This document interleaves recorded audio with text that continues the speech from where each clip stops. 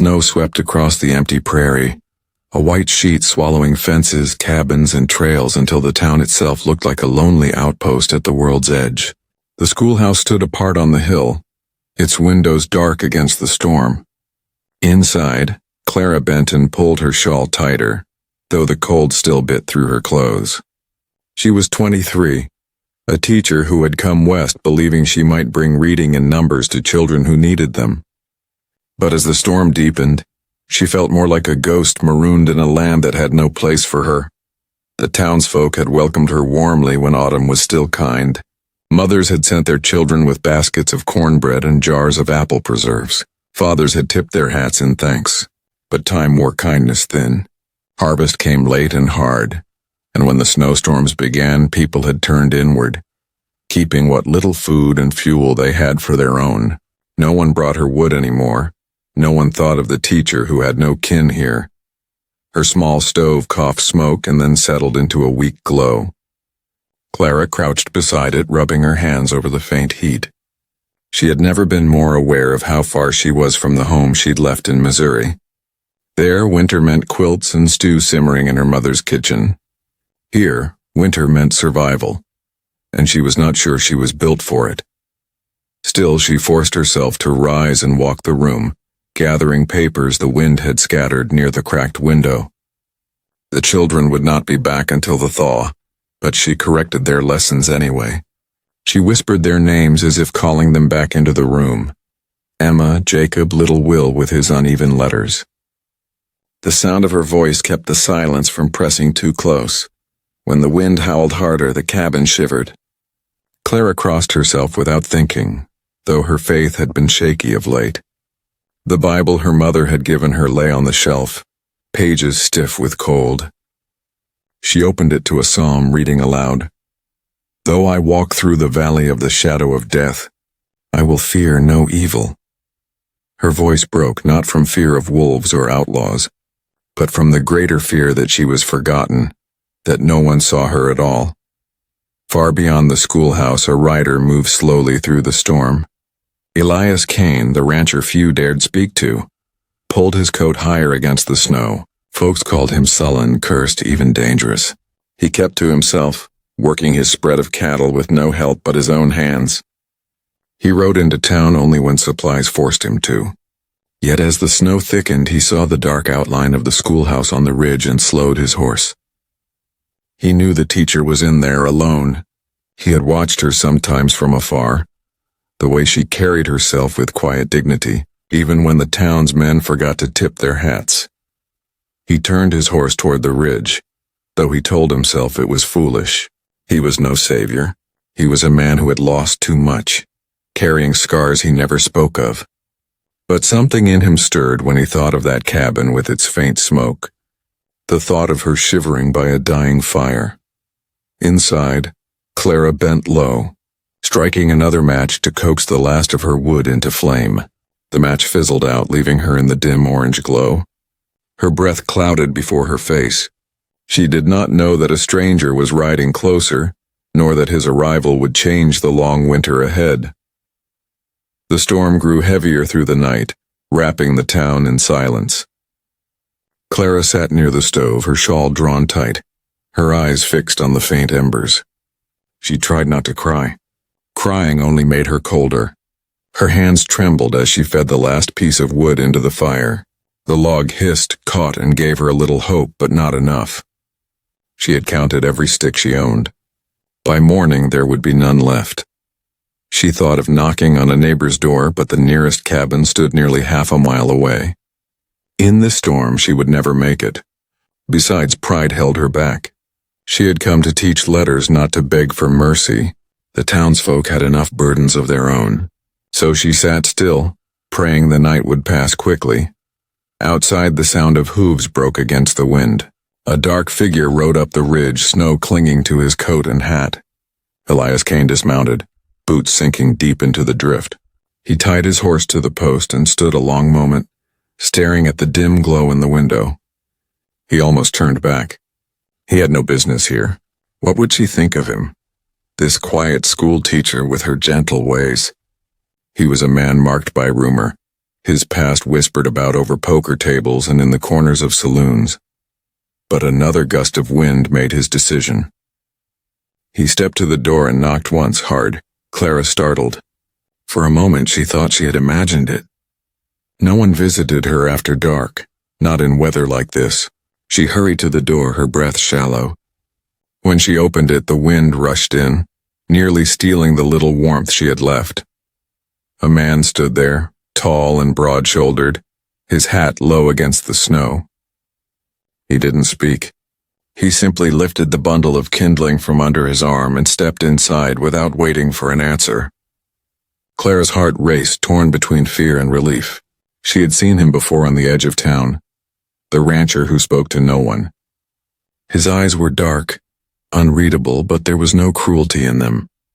He strode to the stove, knelt, and laid the wood with practiced hands. The fire roared to life in minutes. Clara stood frozen, her lips parted as if to speak, but no words came. When the flames caught, Elias rose. He brushed the snow from his coat, gave her one brief look, and turned toward the door as if his work were done. "Wait," Clara whispered. Her voice was small, almost lost under the storm's howl. He paused but didn't turn. "Thank you," she said, clutching the edge of her shawl. I didn't know how much longer the fire would last." He gave a short nod, still silent. Then he opened the door and was gone, swallowed by the snow before she could ask his name. Clara stood alone again, but the room felt different now. The fire burned strongly, throwing light across the walls. She held her hands out to the warmth, still trembling, not just from the cold, but from the memory of his presence. Who was he? This man who appeared like a shadow gave her fire and left without a word. Outside, Elias mounted his horse. He told himself it was nothing, just a kindness, no more. But as he rode back into the storm, he carried the image of her pale face in the firelight, and it unsettled him in ways he did not expect. The next morning came pale and brittle, the kind of cold that burned the lungs with every breath. Clara rose stiff and sore. Yet when she saw the stove still glowing with coals, she nearly wept in relief. The stranger's wood had carried her through the night. She dressed in layers, boiled water for weak tea, and tried to steady herself. She could not let her mind dwell on him. Whoever he was gone. But as she opened the door to sweep away the snow that had drifted against it, her eyes caught a small stack waiting on the porch. More firewood, neatly cut. Clara bent down, touched the frosted bark, and knew he had come again in the dark, quietly, without asking for thanks. Her chest tightened with something she could not name. Gratitude, yes, but also a stirring warmth deeper than the fire could give. She carried the wood inside and set it by the stove, whispering a prayer she hoped God would hear. Bless the hands that brought this. Days passed. The storms did not stop, but the woodpile by her door grew little by little. Each morning she found more left in silence, sometimes a few split logs, sometimes a whole stack. Clara began to listen for hoofbeats in the night, straining her ears against the wind, though she never saw him. One afternoon, when the snow broke long enough for a dim sun to shine, she walked the ridge to clear her head. From the hilltop she saw a lone rider moving across the plain, a dark figure against the white. She knew it was him. He rode slowly, shoulders heavy as if the land itself weighed on him. She wanted to call out, but her voice stuck. Instead, she watched until he disappeared beyond the cottonwoods. That evening she baked the last of her flour into a small loaf of bread. It was coarse and uneven, but she wrapped it in cloth and set it on the porch where the wood usually appeared. She felt foolish leaving it like an offering, but she hoped he might find it. The next morning the bread was gone. In its place stood another stack of kindling larger than before. Clara smiled to herself, warmth spreading through her despite the cold. She was not forgotten after all, but questions gnawed at her. Why did he help her? Why her and not others in town? And why did he never speak? That night, as the fire burned strongly, she thought of the way he had looked at her, the brief flicker of something in his eyes before he left. It was not pity. It was not a desire. It was something lonelier, something she recognized because she carried it too. Miles away, in a cabin half buried by snow, Elias Kane sat alone at his rough-hewn table. The bread she had left lay half-eaten before him. He stared at it as though it were more than food. No one had given him a gift in years. He told himself it was just bread, nothing more.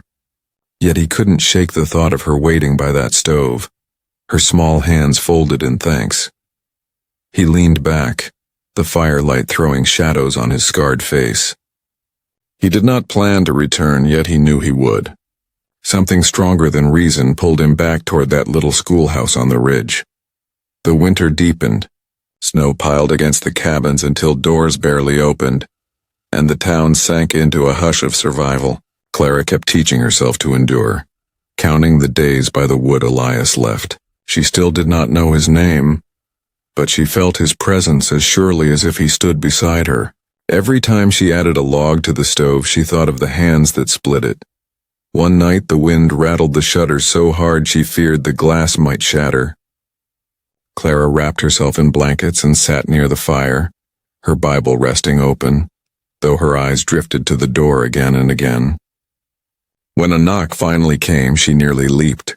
She opened the door to find him once more, his hat and coat white with snow. But this time, instead of dropping wood and leaving, Elias spoke. His voice was low, gravelly from disuse. "Your roof's sagging," he said. "Too much snow. It'll give way if you don't clear it." Clara blinked at him, startled by the sound of his words. I don't have a ladder." He nodded once, then turned back into the storm. Moments later, she heard him climb onto the roof. The scrape of his shovel echoed above her. She pressed her hands to her mouth, not knowing whether to laugh or cry. He was saving her again in silence, as if it cost him nothing. When he came down, his shoulders heavy with frost, Clara gathered her courage. "Will you warm yourself just for a while?" she asked, her voice soft. Elias hesitated in the doorway. For a heartbeat, she thought he might vanish like always, but finally he stepped inside. The room seemed smaller with him in it. He removed his hat, revealing dark hair streaked with gray. His eyes, shadowed but not unkind, scanned the little schoolhouse. He did not sit until she gestured to the chair near the stove. Clara busied herself pouring hot water into a cup, though she had no tea left to give him. She set it before him anyway. "It isn't much," she murmured. He nodded, wrapping his hands around the cup as if for the heat more than the drink. They sat in silence, the fire crackling between them. Clara wanted to ask who he was, why he lived so far apart from everyone, but something in his manner warned her not to pry. Instead, she said, "The children will be glad to come back in spring. They miss their letters." He looked at her then, really looked. His eyes were steady, almost searching, as if weighing her words. At last he spoke again. "You stay even when it's hard." The simple statement struck her more deeply than any praise she had heard before. "It's my duty," she whispered. "And my calling, I think." He gave a slow nod, then rose as if he had already stayed too long. Before she could thank him again, he was at the door. "Wait," she said quickly. "I don't even know your name." He paused, his hand on the latch. "Elias," he said. And then he was gone, swallowed by the storm once more. Clara stood in the doorway long after he had disappeared, her heart racing. She repeated his name under her breath like a prayer. Elias, a man of few words, yet each one carved deep. That night she dreamed not of the cold, but of a stranger's steady hands bringing light to her stove. The days that followed carried a quiet rhythm. Each morning Clara found wood by her door, and each evening she lit the stove, the fire burning brighter than before. But now the wood carried more than warmth. It carried his name. Elias. She whispered it sometimes just to remind herself he was real and not a spirit born of snow and loneliness. The town hardly noticed her. Neighbors passed by in their own worries, heads down against the wind. Clara moved among them quietly, fetching water, mending her shawl, holding her place without complaint. Yet inside she felt a shift. She was not as alone as she had been. Somewhere beyond the ridge, a man she barely knew thought of her enough to bring fire to her door. One evening, when the sky cleared enough to show a red sunset, she heard hoofbeats and knew it was him. She stepped outside before he reached the porch. Elias reined his horse at the bottom of the path, the beast steaming in the cold. He looked up at her, unspeaking as always. "You could come inside," she called, gathering her courage. He dismounted slowly, his boots crunching in the snow. For the first time, he did not vanish like a shadow. He climbed the path carrying an armload of wood. Clara opened the door wide, and together they entered the schoolhouse. The warmth wrapped around them. Elias set the wood by the stove, brushing snow from his coat. Clara poured him a cup of hot broth, thin but all she had. He accepted it with a small nod, sitting in the same chair as before. She tried to speak, her words catching in her throat. "You've helped me more than I can say," she managed. "I don't know why, but I'm thankful." Elias stared into the fire, his jaw tight. "Winters kill the careless," he said at last. "Figured you weren't careless. Just alone." Clara studied him quietly. His face bore lines deeper than his years, scars carved by more than weather. She wanted to ask about them, but she sensed he would not answer. Instead, she offered a small smile. Alone is a heavy word. He looked at her then, and something flickered in his dark eyes, something unspoken, almost aching. But he did not answer. The silence stretched, not heavy but strange, as though both were listening to something deeper than words. Clara broke it gently, asking about the land, the cattle he must keep, and the work he did. Elias spoke sparingly in short, steady phrases. He told her of storms that swept whole herds away, of nights when coyotes howled too close, of years when he thought the prairie itself might bury him. His voice was rough but true, every word shaped by hardship. Clara listened as if each word were a story. She folded her hands in her lap, nodding, her eyes never leaving his face. The longer he spoke, the less he seemed like a ghost of rumor, and more like a man who had bled and endured. When at last he stood to leave, she rose too. At the door, the cold wind pressed hard against them. Clara's shawl slipped from her shoulder, and Elias caught it before it touched the snow. He placed it gently back around her. For a moment his hand lingered, the calluses rough, the touch almost tender. Clara's breath caught. Elias withdrew quickly, pulling his coat tight. "Keep the fire strong," he said. Then he stepped into the storm, his figure fading into white. She stood in the doorway long after, her shawl still warm where his hand had been. The night did not feel as empty as it once had. The storms returned with greater fury. Snow fell so heavily it buried fences, and winds screamed like wolves through the town. People shut their doors and prayed their roofs would hold. Clara stayed close to her stove, each spark of flame a lifeline. Elias came more often now. He never said much, but his presence filled the room like a shield against the cold. He brought firewood, fixed the draft in her window, and even mended the broken latch on her door. His hands were steady, his work quick, as if he could not rest until every danger was eased. Clara began to look forward to the sound of boots at her threshold. She found herself preparing small things for him. A cup of broth, a loaf of coarse bread, a chair placed closer to the fire. She had little to give, but she gave what she could. One evening, when the blizzard howled so loud they could not hear themselves think, Elias arrived soaked with snow. Clara urged him to stay inside until the storm passed. He hesitated, but the wind nearly tore the door from its hinges. At last he agreed. They sat together by the fire, shadows dancing across the walls. For a long while neither spoke. Clara watched the flames, her heart steady but restless. She wanted to ask him everything. Why he lived alone, what sorrow had carved such silence into him. But she feared breaking the fragile peace between them. Finally, she said softly, "You've carried a heavy winter for many years, haven't you?" Elias's jaw tightened. His gaze stayed fixed on the fire. "Some winters don't end," he said. The words hung heavy in the air. Clara lowered her eyes, sensing more pain behind them than he wished her to see. Yet even in his silence she felt his honesty. He had given her more truth in those few words than most men gave in a lifetime. She spoke again, barely above a whisper. Even the longest winter must give way to spring. His eyes flicked to her then, dark and searching. He said nothing, but the look in his eyes made her chest ache. The storm raged all night, trapping them together.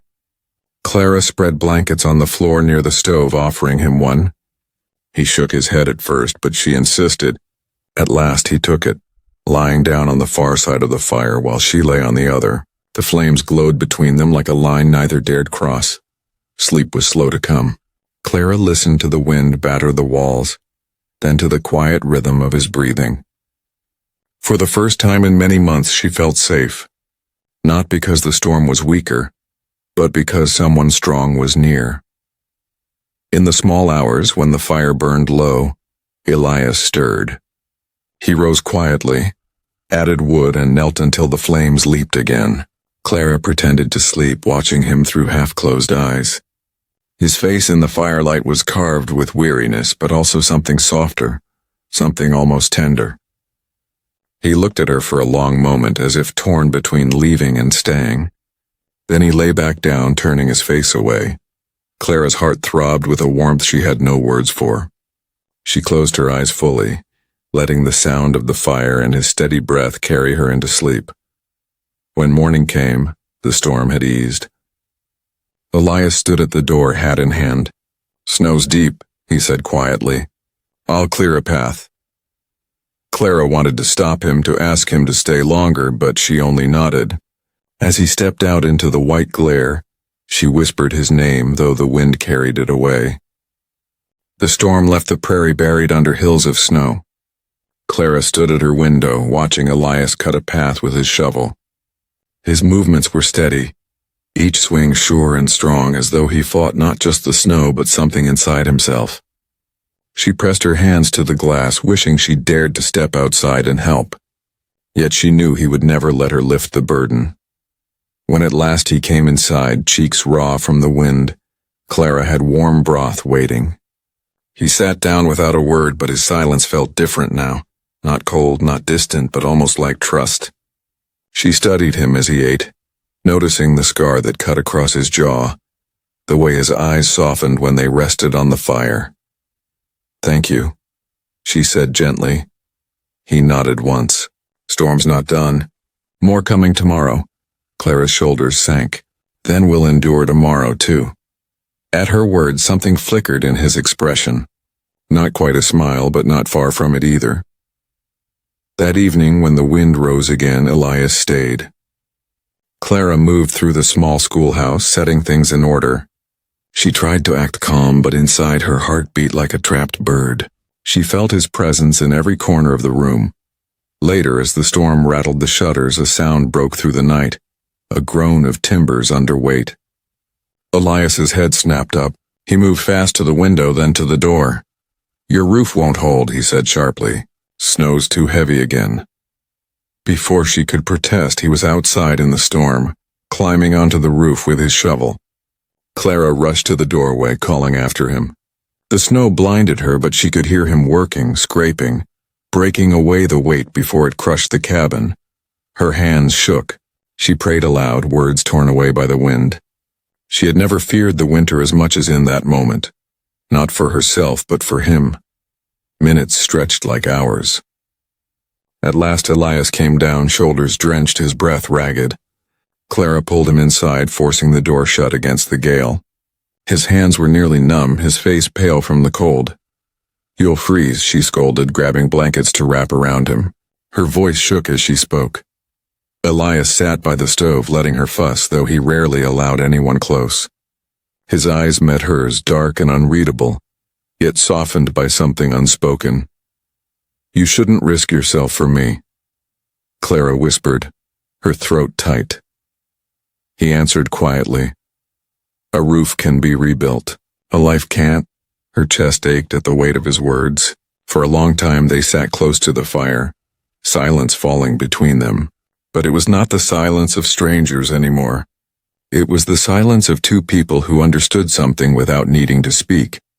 When the storm calmed for a moment, Clara reached for her Bible. She opened it to a page she had marked and began to read softly. Elias listened, his face shadowed but still. The words hung in the air like a fragile thread binding them. At last he leaned back, closing his eyes. Clara studied him quietly. His features, usually hard as stone, were softened by exhaustion. She wanted to reach out, to touch his hand, to tell him he was not alone, but her courage failed. Instead, she fed another log to the stove and let the fire speak for both of them. That night, as the wind roared outside, Clara realized the cold no longer held the same terror. The winter was still cruel, but within these walls burned a new kind of warmth, one she feared and longed for all at once. The days blurred together under storms and silence. Each morning brought more snow, and each evening brought Elias to her door.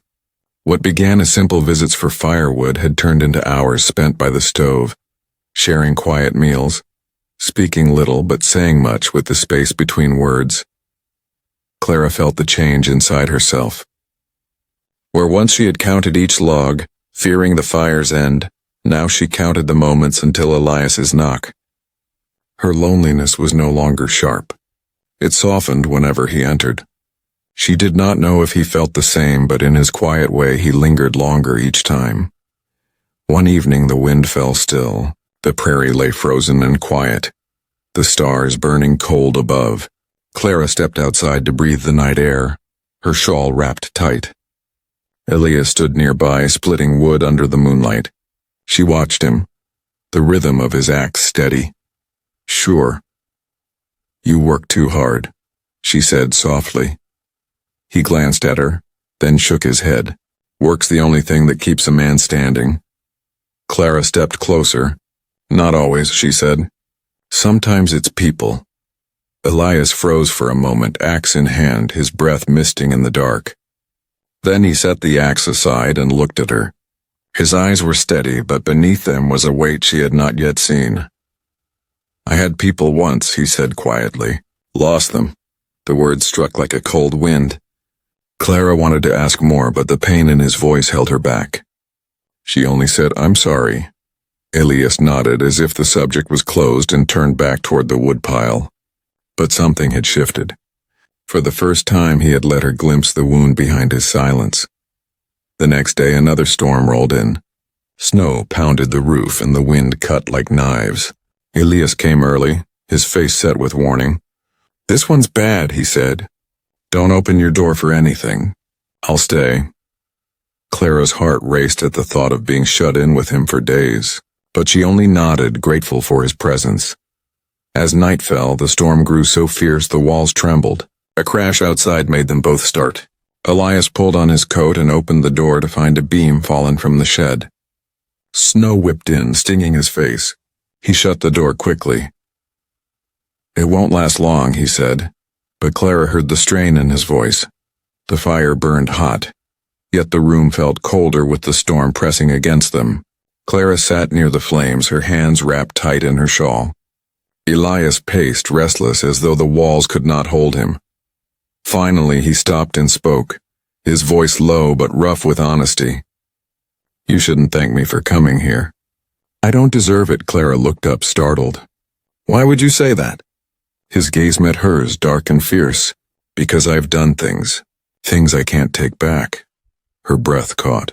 She saw the torment in his face, the shadows of a past he carried like chains. Slowly she rose and stepped closer, her voice steady though her heart pounded.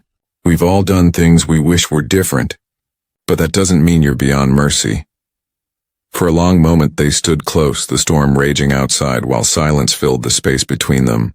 Elias's hands clenched at his sides as if holding back something he could not release.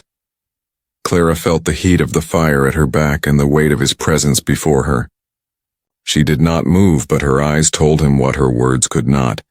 That she did not fear him, that she saw the man beyond the scars.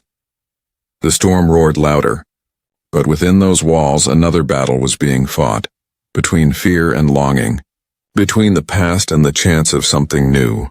The storm raged for 3 days without pause. Snow buried the windows until the schoolhouse seemed more cave than cabin. lit only by the fire that never went out. Elias stayed through it all. At first the silence between them was sharp, but little by little it softened into something else. They worked side by side. Clara kneaded what little flour remained into flatbread, while Elias fetched water melted from snow. He fixed the hinges on her desk, patched the draft near the door, and carried heavy loads she could not. Every task, though small, drew them closer. At night they sat near the fire. Clara read aloud from her Bible, or from the few storybooks she kept for the children. Her voice filled the room, gentle and calm. Elias listened in stillness, his eyes on the flames as though her words were a balm he had not known he needed. One evening, as the wind howled like a beast outside, the fire burned low. Clara reached for a log, but Elias stopped her, his hand brushing hers. The touch startled them both. His hand was rough, scarred, yet warm. He pulled back quickly, his jaw set. "You don't need me here," he muttered almost to himself. Clara looked at him steadily. "I do," she said simply. The words hung between them, heavier than the storm. Elias turned his face away, but Clara saw the battle in his eyes. He wanted to leave, yet he stayed. Later, when she lay down to rest on her blanket, she found her thoughts restless. The sound of the storm pressed close, but louder still was the memory of his hand against hers. She turned to see him by the stove, keeping watch even as fatigue pulled at him. For all his silence, he was guarding her as if her life mattered more than his own. On the second night, a loud crack split the air, the sound of timber breaking. They both leaped up. Elias threw on his coat and rushed to the door, forcing it open against the snow. One of the outer beams of the shed had collapsed under the weight of ice. He cursed under his breath, grabbed his shovel, and pushed into the storm. "Elias!" Clara cried, but her voice was lost in the wind.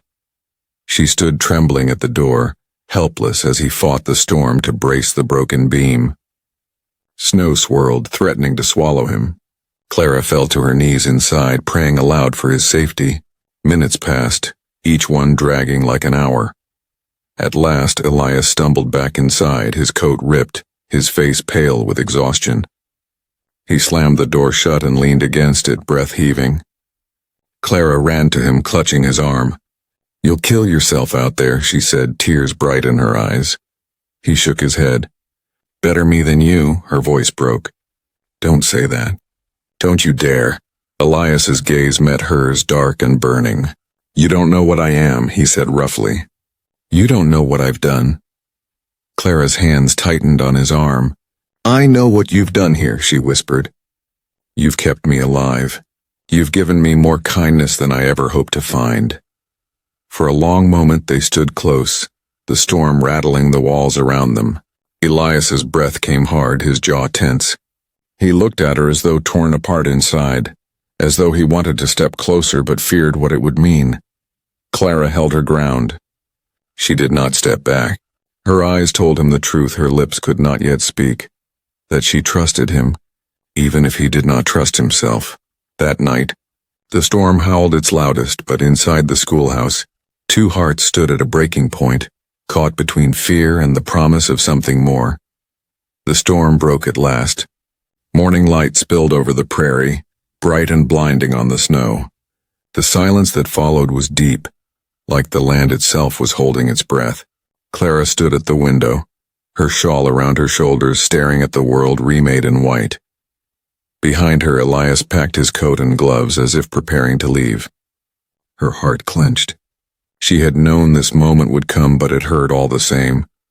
"You'll go back now," she said softly. Elias paused, his back to her. "I should." The word struck like ice. Clara forced herself to steady her voice. "And yet, you don't want to." He turned then, his face shadowed but clear. For the first time his eyes did not hide. "You don't know the man you're asking to stay," he said. "I've lost things, done things. My life isn't fit to tie itself to yours." Clara stepped closer, her voice trembling but firm. "I don't need a perfect man, Elias, I need a true one.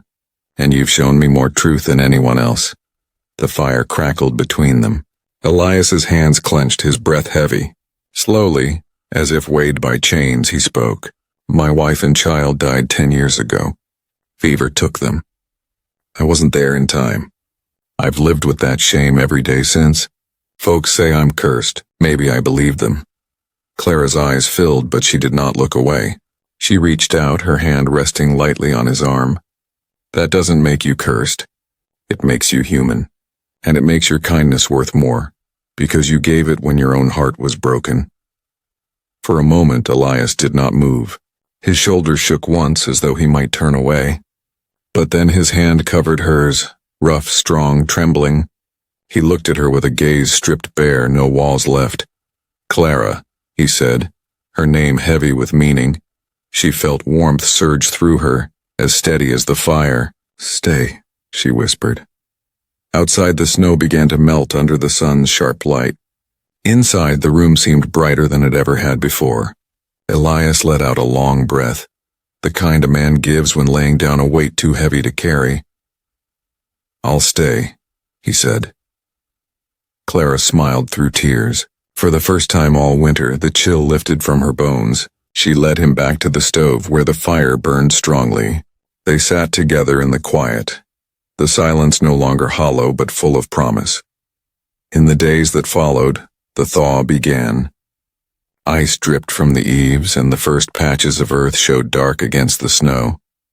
The townsfolk saw Elias walking with Clara, carrying wood for her or mending her roof, and they spoke in whispers. But Clara paid them no mind. Her heart had chosen, and she stood unashamed. When spring came, children returned to the schoolhouse. Clara's voice filled the room with lessons and laughter once more. Elias repaired desks, fixed the fence, and lingered nearby, his presence a quiet strength. The town still called him Brooding, but Clara knew better. He was a man reborn from winter's ashes, his heart lit by a fire they now shared. And every evening when the sun dipped low and the air turned cold, Elias lit her stove. Not because she could not, but because it had become their way, a simple act that said more than words. Clara no longer feared the long winters. She knew now that warmth could be found even in the harshest cold, and that love, once kindled, could burn brighter than any storm. If you enjoyed this tale of love and survival on the frontier, don't forget to subscribe to Shadow Frontier Tales. More heart-stirring Western stories are waiting for you, and if this story touched you, leave a comment below. We'd love to hear your thoughts.